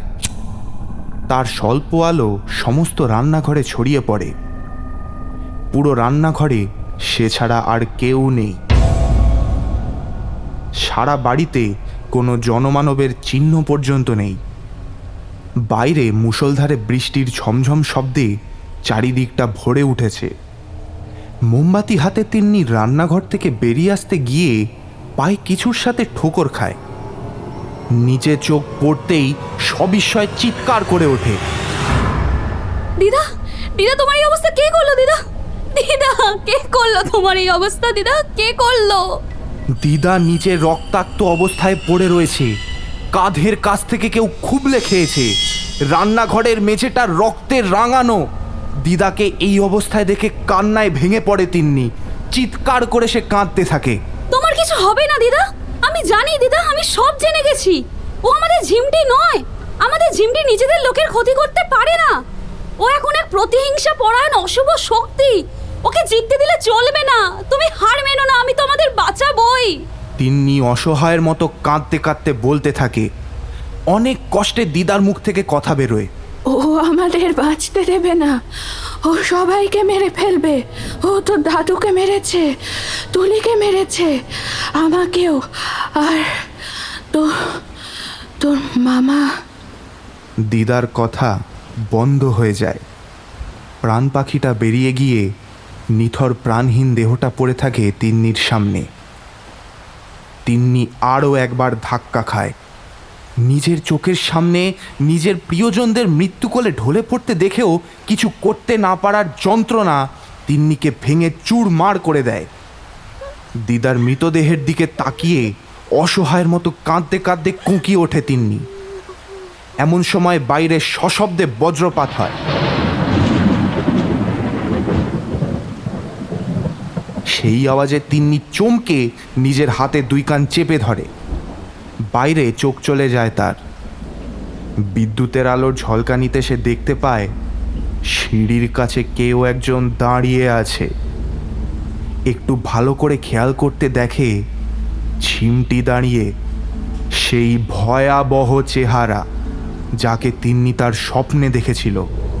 অবিকল একই রকম, এলোমেলো খোলা চুল, ফ্যাকাশে গায়ের রং, সারা গা হাত পায়ে আঁচড়ের দাগ, কোথাও মাংস আছে তো কোথাও নেই। পরনে ময়লা ছেঁড়া জামা যার অধিকাংশতেই রক্ত লেগে, সাদা চোখ যার চারপাশে কালশিটের দাগ এবং তার থেকে রক্ত ঝরছে, মুখে তাজা রক্ত লেগে যেন এখুনি কারুর রক্ত খেয়ে এসেছে। তিন্নি ভয়ার্ত চোখে তার দিকে তাকিয়ে আছে। তিন্নিকে দেখে সে তার আঙুলে লেগে থাকা তাজা রক্ত চেটে খেতে লাগলো এবং খেতে খেতে তিন্নির দিকে তাকিয়ে খিলখিল করে পৈশাচিক হাসি হাসতে থাকে, যেন তাদের কষ্টে ও চোখের জলে তার আত্মা তৃপ্ত হচ্ছে। তিন্নি প্রমাদ গুনল। দোতলার সিঁড়িতে উঠে অন্ধকারে হারিয়ে গেল ঝিমটি। তিন্নির এখন আর কষ্ট হচ্ছে না, বরং তার রাগ বাড়ছে। সে মানসিক ও শারীরিকভাবে ক্লান্ত, তবুও মনের সমস্ত জোর এক করে সে উঠে দাঁড়ালো। মোমবাতি হাতে সেও দোতলায় উঠতে লাগলো। তার উদ্দেশ্য ঝিমটির ব্যবহৃত জিনিস, যার সাথে ঝিমটির স্মৃতি জড়িত, সেসব জিনিস নষ্ট করে ফেলা। অনেক ভেবে এই একটা উপায় তার মাথায় এসেছে। দোতলায় উঠে তিন্নি প্রথমে কাউকে দেখতে পেল না। জিনিসপত্র নেওয়ার জন্য সবেমাত্র সে ঝিমটির ঘরে ঢুকতে যাবে, এমন সময় ঘরের দোরগোড়ায় তার পা আটকে গেল। কারণ ওই ঘরের মেঝেতে তার মামার ছিন্ন ভিন্ন দেহ পড়েছিল। বলা বাহুল্য, তিন্নি একসাথে এতগুলো মানুষের মৃত্যু দেখতে দেখতে বোধহয় পাথর হয়ে গিয়েছিল। তাই এখন তার মামার মৃতদেহ দেখে চোখ থেকে জল বেরোলো না। তার ক্রোধের সীমা অতিক্রম করে গেছে। সে তড়িঘড়ি করে ঝিমটির ঘরে থাকা সমস্ত কিছু একত্রিত করতে লাগলো। সবেমাত্র মোমবাতি দিয়ে আগুন ধরাতে যাবে, এমন সময় দরজা দিয়ে আসা এক দমকা হাওয়ায় মোমবাতি নিভে সারা ঘর অন্ধকারে ছেয়ে গেল। আলো নেভার সাথে সাথে তিন্নির মনের ভয়টা যেন আবার ওকে পেয়ে বসল। তিন্নি দৌড়ে ঘর থেকে বেরিয়ে করিডোরে এসে হাঁপাতে লাগলো। সারা করিডোর বৃষ্টির ঝাপটায় ভিজে গেছে। সেই ভিজে মেঝেতে চোখ পড়তেই দেখল এক জোড়া রক্তাক্ত পায়ের ছাপ তার দিকে এগিয়ে আসছে। কিন্তু পায়ের ছাপের মালিক অদৃশ্য কেউ। পায়ের ছাপের কিছুটা এগিয়ে এসে ধীরে ধীরে দেওয়াল বেয়ে সিলিংয়ে পৌঁছলো। তিন্নির এখন এতই শোচনীয় অবস্থা যে পরিস্থিতির হাতে নিজেকে সঁপে দেওয়া ছাড়া ভগবান যেন আর কোনো পথ খোলা রাখেননি। তিন্নি থরথর করে কাঁপতে থাকে। আস্তে আস্তে পায়ের ছাপের অধিকারিণীর চেহারা দৃশ্যমান হতে থাকে। অর্থাৎ ঝিমটি এখন সিলিং বরাবর হাঁটছে। তার পুরো দেহটাই মাধ্যাকর্ষণের বিপরীতে, শুধু চুল এবং জামা মাটির দিকে ঝুলছে। বারান্দার মাঝামাঝি এসে সেই অশরীরী থেমে যায়। উল্টো হয়েই তিন্নির অবস্থা দেখে তিন্নির দিকে তাকিয়ে এসে হাসতে থাকে। রাগে তিন্নি চিৎকার করে ওঠে, কেন করলি এরকম? এতগুলো মানুষের প্রাণ নিলি কেন এভাবে? কি ক্ষতি করেছে ওরা? নিজের লোককে কিভাবে মারতে পারলি তুই? জানি তোর সাথে অনেক খারাপ হয়েছে, তুই ফিরে আসতে পারতিস, কারোর কাছে না হোক আমার কাছে। আমি তো সব সময় ছিলাম তোর জন্য। কেন, কিসের জন্য তুই এরকম করলি? আমি তোর কাছে এটা আশা করিনি। তোকে আমি হারাতে চাইনি ঝিমটি, তোকে আমি হারাতে চাইনি। কেন শেষ করে দিলি নিজেকে? কেন?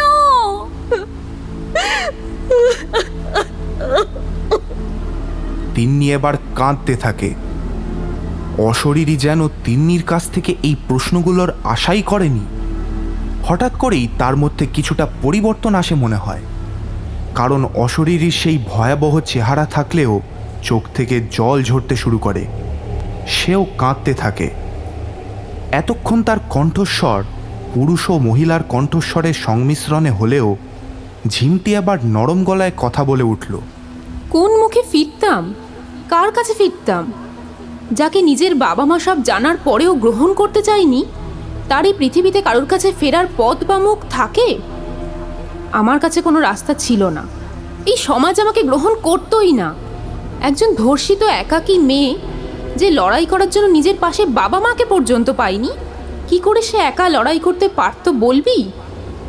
বাবা যদি আমাকে ওখানে না পাঠাতো, তাহলে আজ আমিও তোর মতোই সাধারণভাবে জীবনযাপন করতাম রে।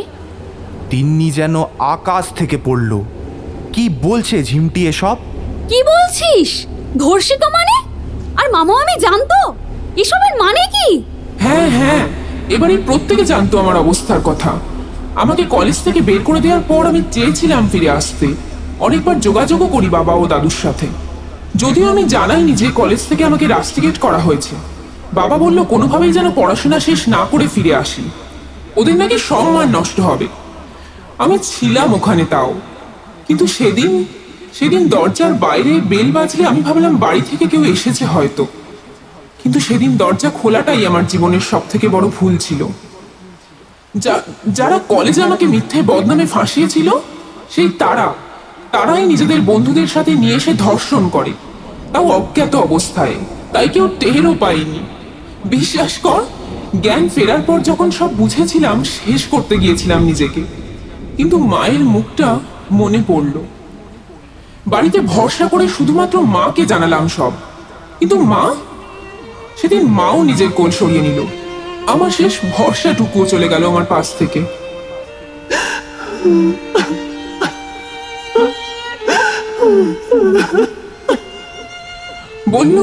বলল কোনোদিন যেন বাড়ি না ফিরি, আর যদি ফিরে আসি তাহলেও এই ঘটনা যেন 5 কান না হয়।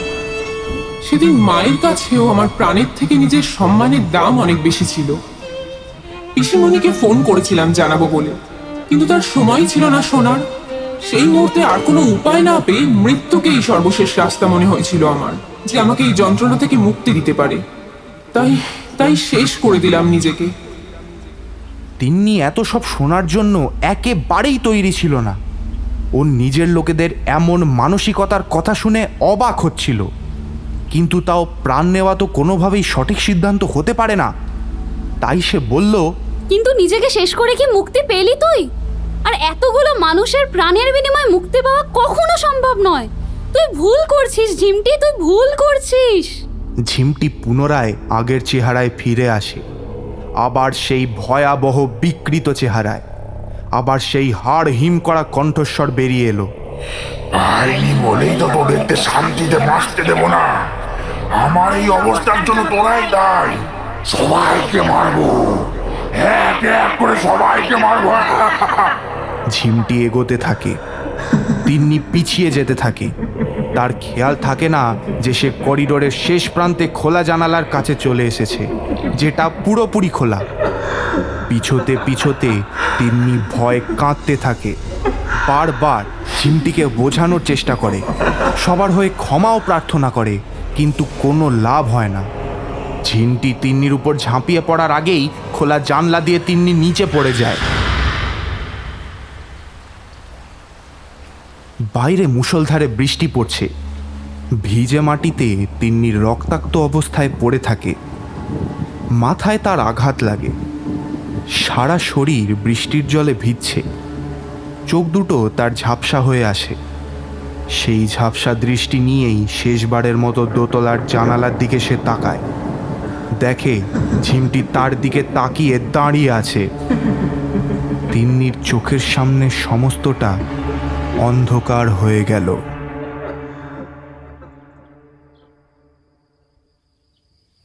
তিন্নি নিজেকে আবিষ্কার করে নার্সিংহোমের বেডে। দীর্ঘ 7 দিনের যুদ্ধের পর সে আজ বিপদমুক্ত।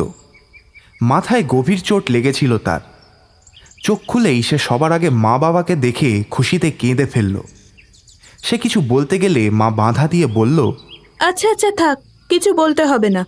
আমি সবটা শুনেছি তোর মামির থেকে। ঝিমটি তাদেরকেই মেরে ফেলেছে যাদের ও নিজের অবস্থার জন্য দোষী মনে করত। কিন্তু তোমরা কোথায় ছিলে মা? আমরা গুরুদেবের কাছে ঝিমটির বিষয়ে পরামর্শ চাইতে গিয়েছিলাম, আর বৃষ্টির কারণে সেখানেই আটকে পড়ি। চেষ্টা করেও যোগাযোগ করতে পারিনি, আর তাই হয়তো আমাকে আমার পরিবারের লোকজনকে হারাতে হলো। তোকে ফিরে পেয়েছি, এই আমার কাছে অনেক। ভগবানের অশেষ কৃপা, তাই তিনি তোকে ফিরিয়ে দিয়েছেন আমাদের কাছে। না হলে ওই বাড়িতে কি করে যেন আগুন লেগে সব ধ্বংস হয়ে গেছে। তুই বাইরে ছিলিস, তাই প্রাণে বেঁচেছিস। আমরা আজই কলকাতা ফিরব। তিন্নিরা সেদিনই কলকাতায় ফিরে আসে। সাথে মামি ও ঝিমটির ছোট বোনও আসে। আর পিছনে ফিরে তাকায়নি কেউ। ওদের পাশের ফ্ল্যাটেই তাদের থাকার ব্যবস্থা করে দেয় তিন্নির বাবা। মামি আর বোন মিলে নতুন অধ্যায় শুরু করে। সুস্থ হবার পর তিন্নি মাঝে মাঝে মামির ফ্ল্যাট থেকে ঘুরে আসে, এমনকি রাতে থেকেও যায়। এভাবেই দেখতে দেখতে 2 বছর কেটে গেছে। এইরকমই একদিন তিন্নির রাত্রে হঠাৎ করে ঘুম ভেঙে যায়। কী কারণে ঘুম ভাঙল তা সে বুঝতে পারে না। ঘর থেকে বেরিয়ে জল খাওয়ার জন্য ডাইনিং রুমে সে যায়। হঠাৎ সে শুনতে পায় মিঠি অর্থাৎ ঝিমটির বোনের ঘর থেকে হাসাহাসির শব্দ আসছে। যদিও সেটা মিঠিরই গলা, কিন্তু তাই বলে এত রাতে? তিন্নি অবাক হয়। দরজা খুলে সে ভিতরে যায়। দেখে মিঠি খেলনা সামনে ছড়িয়ে হাসতে হাসতে গড়িয়ে পড়ছে। তিন্নি তাকে বেশ ধমকের সুরেই জিজ্ঞাসা করে, এই যে মিঠি রানী, এত রাতে জেগে জেগে কি করা হচ্ছে এসব? যাও ঘুমাতে যাও। উফ, খেলছি তো, দেখতে পাচ্ছ না? ডিস্টার্ব করো না তো আমাদের, যাও তো। আমরা আমরা মানে? আর কার কথা বলছো তুমি? কেন দেখতে পাচ্ছ না? এই তো আমার সামনেই রয়েছে। কোথায় কে? কার কথা বলছো তুমি? তিন্নির গলার স্বরে উত্তেজনার ছাপ স্পষ্ট। আমি আমার দিদিয়ার সাথে কথা বলছি, ঝিমটি দিদিয়া। তিন্নির দৃষ্টি গিয়ে আটকে যায় মিঠির সামনের ফাঁকা জায়গাটায়। আর মিঠি উঠে দাঁড়িয়ে অদৃশ্য কারোর হাত ধরে ঘুরতে ঘুরতে গাইতে থাকে, ringa ringa roses, pocket full of posies, আর tissue. We aren't fall down.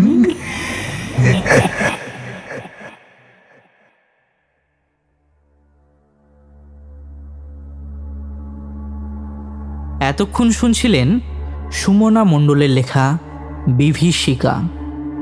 এরকম আরও গল্প শুনতে আমাদের চ্যানেলটিকে লাইক, শেয়ার এবং সাবস্ক্রাইব করুন এবং বেল আইকনটিতে প্রেস করে দিন।